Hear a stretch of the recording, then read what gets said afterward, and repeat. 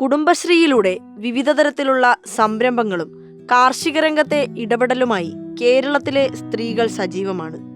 സാധാരണ പാചകം, തയ്യൽ എന്നീ നിലകളിൽ മാത്രം ഒതുങ്ങിയിരുന്ന സ്ത്രീകൾ ഫാം കൃഷിയിലും മറ്റ് കൃഷികളിലും ഏർപ്പെട്ടുകൊണ്ട് കേരളത്തിന്റെ മുഖച്ഛായ മാറ്റുന്ന കാഴ്ച കാണാനാകും. വീടിനുള്ളിൽ അടുക്കളയിൽ മാത്രം ഒതുങ്ങിയ സ്ത്രീകൾ തൻ്റെതായ ഇടങ്ങൾ കണ്ടുപിടിച്ച് വികസിപ്പിച്ച് ഒരു കുടുംബത്തിലെ മുഴുവൻ കാര്യങ്ങളിലും വ്യാപൃതരാകുന്നു. ഫാം കൃഷിയിലൂടെ നല്ല രീതിയിൽ മുന്നോട്ടു പോകുന്ന കുടുംബങ്ങൾ പലതുണ്ട്. പന്നി വളർത്തൽ, മുയൽ വളർത്തൽ, പശുവിനെ വളർത്തൽ, എല്ലാത്തിൻ്റെയും കൂടെ മത്സ്യകൃഷിയും, അതും ഭക്ഷണയോഗ്യമായ മത്സ്യവും അലങ്കാര മത്സ്യവുമുണ്ട്. തൃശൂർ ജില്ലയിലെ കൊണ്ടാഴി പഞ്ചായത്തിലെ കർഷകയാണ് ധീരോദാത്തമായി ഫാം കൃഷിയിലേക്ക് ഇറങ്ങിയത്. കുടുംബാംഗങ്ങൾ എല്ലാവരും അകമെഴിഞ്ഞ് സഹായിക്കുന്നു. കമ്പ്യൂട്ടർ എഞ്ചിനീയറായ മകൻ ഓൺലൈൻ മാർക്കറ്റിംഗ് നടത്തുമ്പോൾ മൂത്ത മകൻ പ്രാദേശിക മാർക്കറ്റിംഗിൽ ശ്രദ്ധ പതിപ്പിക്കുന്നു.